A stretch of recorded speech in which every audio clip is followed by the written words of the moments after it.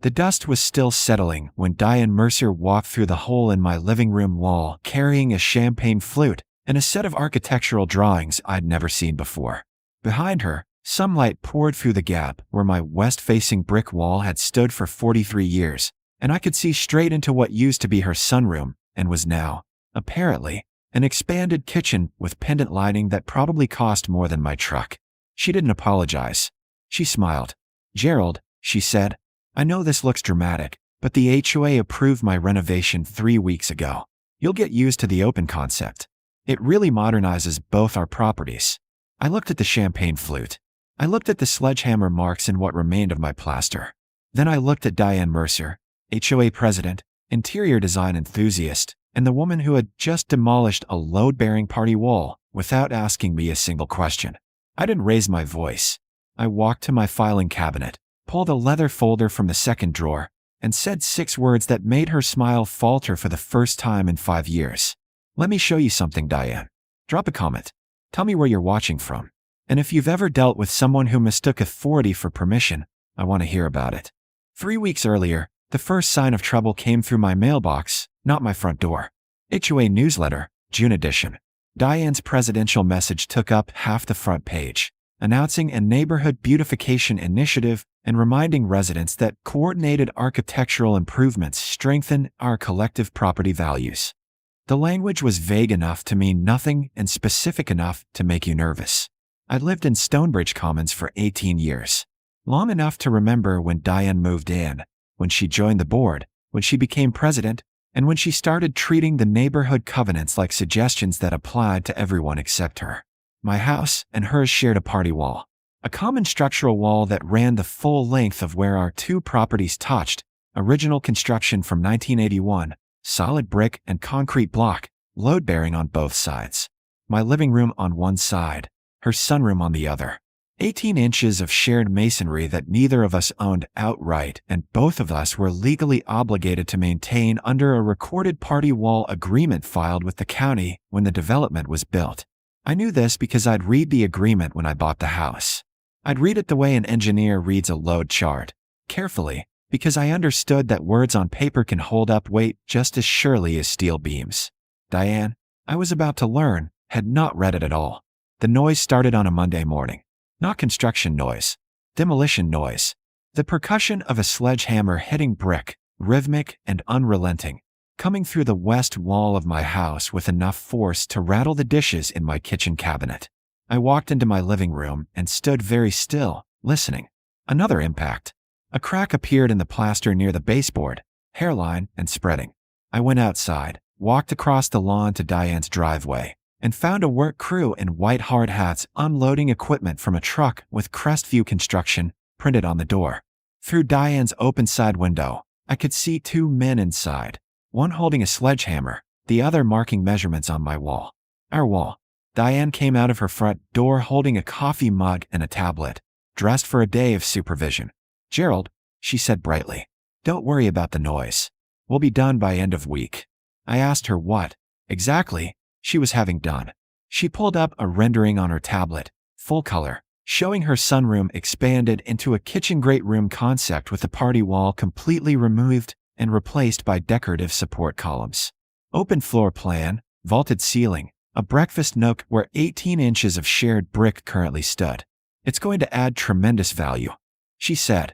The HOA Architectural Committee approved it unanimously. I asked her if she'd notified me. She looked confused by the question. "Why would I need to notify you? It's my house." I told her the wall she was removing was a party wall, shared structural element, and that under the recorded agreement, any alteration required written consent from both property owners and an independent engineer's certification. She waved a hand, literally waved it, the way you'd dismiss a fly. "That's an old document, Gerald. The HOA governs all structural changes now. It's in the covenants." I told her the party wall agreement predated the HOA covenants by 4 years and was recorded with the county as a deed restriction.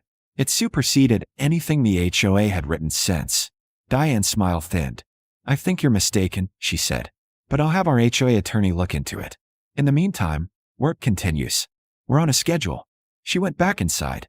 I stood in her driveway and listened to another sledgehammer impact crack through the wall we shared. Then I went home, pulled the leather folder from my filing cabinet, and called the only person I trusted to handle what was about to happen. Marshall Gaines had been practicing property law in this county for 31 years, and he answered his phone the way he answered every question I'd ever asked him, with clarity and without wasted words. I told him Diane Mercer was demolishing a party wall without consent. He asked if I had the original recorded agreement. I told him I had the county's certified copy, the engineering drawings, and the full chain of title documentation going back to 1981. He was quiet for 3 seconds. Bring everything to my office. Don't communicate with her again except through me. And Gerald, start documenting. I spent the next 2 days doing exactly that. I mounted 3 cameras covering the exterior of the wall from my property. I photographed the interior damage, the cracks spreading through my plaster, the visible separation forming along the ceiling line where load redistribution was already starting. I recorded the timestamps of every sledgehammer impact. I logged the work crew's arrival and departure. On Wednesday, Marshall sent a formal cease and desist letter to Diane, the HOA board, and Crestview Construction, delivered by courier with signature confirmation. The letter cited the 1981 party wall agreement by recording number and page, excerpted the key provisions, and explained in language a first-year law student could follow that Diane's renovation was prohibited without my written consent, an independent structural engineer's report, and a detailed cost-sharing agreement for any modifications. It concluded with a notice that continued work would constitute willful destruction of jointly owned property and would result in immediate legal action, including injunctive relief and damages. Diane called me directly that evening. I let it go to voicemail. Her message was clipped and tight, the vocal equivalent of someone smiling with their teeth. Gerald, I've received a very aggressive letter from your attorney. I think we can resolve this as neighbors without involving lawyers. Please call me. I forwarded the voicemail to Marshall without comment. The sledgehammer sound stopped Thursday morning, but the damage had already been done. The west wall of my living room now had structural cracks running floor to ceiling, the load above visibly sagging. My bookshelf had pulled away from the wall by half an inch. A framed picture I'd hung 18 years ago had fallen and shattered on the floor. Marshall filed for a temporary restraining order on Friday, and the hearing was scheduled for the following Tuesday. Diane showed up to that hearing with Gordon Lyle, the HOA's retained attorney, a man in a gray suit who specialized in covenant enforcement and seemed genuinely surprised to be in a courtroom dealing with something that predated his client's authority. Judge Raymond Ortiz reviewed Marshall's filing, the party wall agreement, and the photographic evidence of the demolition in progress. Then he looked at Diane. Ms. Mercer, he said, did you obtain written consent from Mr. Cordell before beginning this work? Diane said the HOA had granted approval and that she'd relied on the Architectural Committee's authority. Judge Ortiz asked to see the party wall agreement that the HOA had reviewed before granting that approval. Gordon Lyle opened his folder, looked through it twice, and admitted he had no record of the party wall agreement being part of the architectural review. The judge's expression did not change, but his tone dropped 10 degrees. So the HOA approved the demolition of a shared structural wall without reviewing the recorded deed restriction governing that exact wall. Lyle said the committee had operated in good faith based on the submitted plans. Marshall placed the county recorder's certification on the table. He pointed out that the party wall agreement was publicly recorded, indexed, and accessible to anyone performing basic title diligence, which the HOA was required to do before approving structural modifications. Judge Ortiz granted the restraining order on the spot. No further work until the dispute was resolved. He also ordered an independent structural engineer's inspection within 10 days, cost to be allocated as determined by subsequent proceedings. Diane left the courtroom without looking at me. I went home to a house with a cracked wall and a legal process that was just beginning. The engineer's report arrived 12 days later. 19 pages, spiral-bound, with photographs that made the damage look worse than it felt. The party wall had been partially demolished on Diane's side, reducing its load-bearing capacity by 38%. My side showed stress fractures, plaster failure, and measurable deflection in the ceiling joists. The wall required complete reconstruction to engineered specifications. Estimated cost, $67,000. The report concluded with a single paragraph that Marshall read aloud to me over the phone with something close to satisfaction in his voice. Under the terms of the recorded party wall agreement, any damage caused by unauthorized alteration shall be remediated at the sole expense of the party initiating said alteration. Diane Mercer had knocked down a wall she didn't own, violated an agreement she hadn't read, and triggered a legal obligation that made her financially responsible for every dollar of the repair. Marshall filed the reconstruction claim the next morning. The settlement conference happened in a windowless room on the third floor of the county courthouse. Beige walls and fluorescent lighting that made everyone look tired. Diane sat across the table from me with Gordon Law beside her. And for the first time since this started, she looked like someone who had done math she didn't want to believe. Marshall had brought the engineer's report, the repair cost estimate, 3 contractor bids, and a highlighted copy of the party wall agreement with the cost allocation clause marked in yellow. The mediator, a retired judge named Catherine Mora, opened the session by summarizing the undisputed facts. Diane had demolished part of a shared party wall without consent.